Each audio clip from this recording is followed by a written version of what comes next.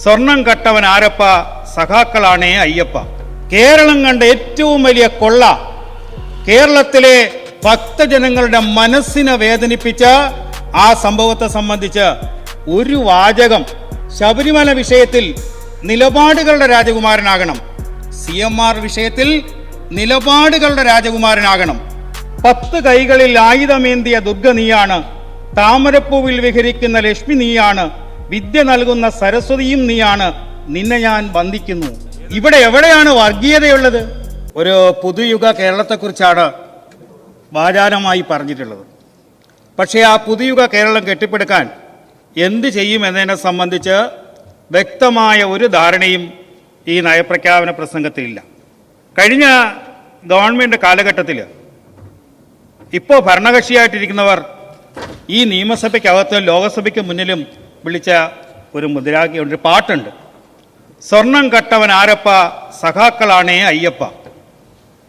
വളരെ വ്യാപകമായി ഈ ഇരിക്കുന്ന നിയമസഭാ സാമാജികർ അടക്കം പാടിയിട്ടുള്ളതാണ്. പക്ഷേ ഒരു നയപ്രഖ്യാപന പ്രസംഗം അവതരിപ്പിക്കപ്പെട്ടപ്പോൾ എന്താണോ പ്രതിപക്ഷത്തിരുന്നപ്പോൾ അവർ ഉന്നയിക്കപ്പെട്ടത്, അത് ഭരണകക്ഷിയായി മാറിയപ്പോൾ അതിനെ സംബന്ധിച്ച് ഒരു നിലപാടും, കേരളം കണ്ട ഏറ്റവും വലിയ കൊള്ള, കേരളത്തിലെ ഭക്തജനങ്ങളുടെ മനസ്സിനെ വേദനിപ്പിച്ച ആ സംഭവത്തെ സംബന്ധിച്ച് ഒരു വാചകം ആ നയപ്രഖ്യാപന പ്രസംഗത്തിൽ ഇല്ല എന്നുള്ളത് ഏറെ ശ്രദ്ധിക്കപ്പെടേണ്ടതാണ്. കാലാകാലങ്ങളായി രണ്ടുപേരും ഒരേ മനസ്സോടുകൂടി പ്രവർത്തിക്കുന്നവരാണ്.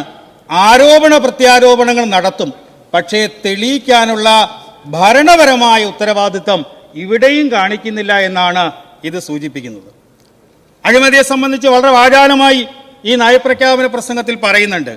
ഒരൊറ്റ കാര്യം, CMRലുമായി ബന്ധപ്പെട്ട് മന്ത്രിസഭയുടെ മുഖ്യമന്ത്രിയുടെ നിലപാടെന്താ? അദ്ദേഹത്തെക്കുറിച്ച് ഒരു പരസ്യവാചകമുണ്ട്, ഒരുപാട് ഫ്ലെക്സ് സ്ഥാപിച്ചിട്ടുണ്ട്, നിലപാടുകളുടെ രാജകുമാരൻ. ഞങ്ങളെ സംബന്ധിച്ചിടത്തോളം കേരളത്തിൻ്റെ മുഖ്യമന്ത്രി അങ്ങനെ തന്നെയാകണം, നിലപാടുകളുടെ രാജകുമാരൻ. ശബരിമല വിഷയത്തിൽ നിലപാടുകളുടെ രാജകുമാരനാകണം, CMR വിഷയത്തിൽ നിലപാടുകളുടെ രാജകുമാരനാകണം.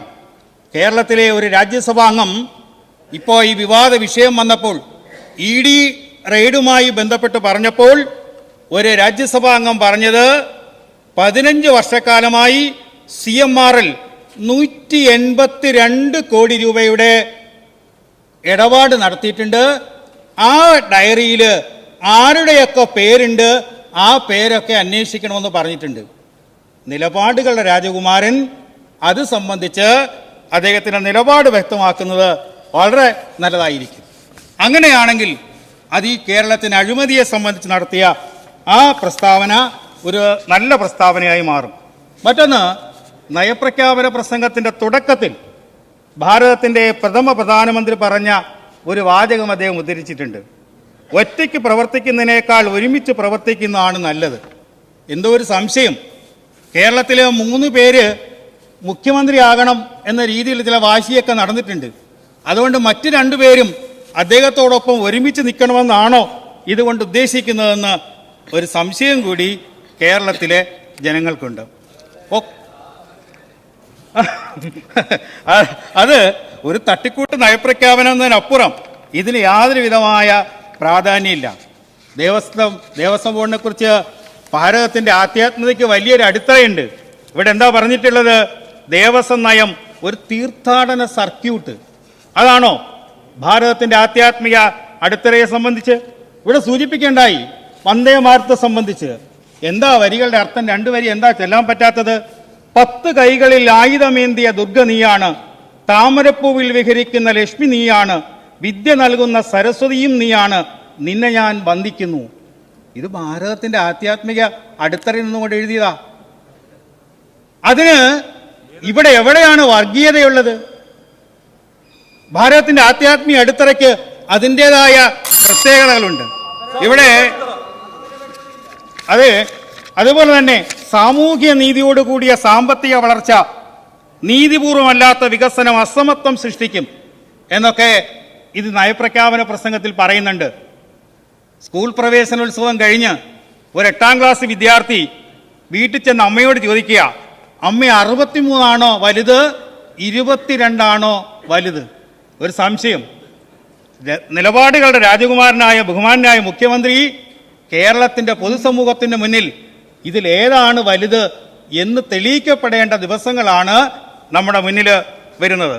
ഇവിടെ ഇപ്പോൾ ആരാധനായ ഭാരതത്തിന്റെ പ്രധാനമന്ത്രി അദ്ദേഹം ചില പദ്ധതികൾ പ്രഖ്യാപിച്ചപ്പോൾ പറഞ്ഞു ഇത് മോഡിയുടെ ഗ്യാരണ്ടിയാണ്. ഇപ്പോൾ കേരളത്തിലെ നയപ്രഖ്യാപന പ്രസംഗത്തിലും ചില ഗ്യാരണ്ടികൾ പറയുന്നത് നല്ലത് തന്നെയാണ്. കേന്ദ്രാവിഷ്കൃത പദ്ധതികൾ സമയബന്ധിതമായി നടപ്പിലാക്കുന്നത് നല്ലത് തന്നെയാണ്. ആയുഷ്മാൻ ഭാരത് 5 ലക്ഷം ഇൻഷുറൻസ് പദ്ധതിയാണ്. ഇപ്പോൾ അത് പുതിയ മുൻ മുഖ്യമന്ത്രിയുടെ പേര് പറഞ്ഞ് മറ്റ് തുക ഉയർത്തിക്കൊണ്ട് പറയുന്നു. ഇവിടെ യുവാക്കൾക്ക് മുദ്രാ ലോൺ പ്രകാരം 6 ലക്ഷം രൂപ വരെ ഈടില്ലാതെ വായ്പ നൽകുന്നുണ്ട്. അപ്പോഴാണ് യുവാക്കളെ വഞ്ചിക്കാൻ 5 ലക്ഷം രൂപ ഇവിടെ വായ്പ കൊടുക്കും എന്നതടക്കം ഏത് കാര്യം നോക്കിയാലും ഇവർക്ക് ഒറ്റ അജണ്ടയുള്ളൂ. ബഹുമാനപ്പെട്ട അംഗം പ്ലീസ് കൺക്ലൂഡ്. അതുകൊണ്ട് തന്നെ സമയം പാലിക്കണം. Please conclude. പ്രായോഗിക തലത്തിൽ യാതൊരു ബന്ധവുമില്ലാത്ത ഈ നയപ്രഖ്യാപനത്തെ എതിർക്കുന്നു.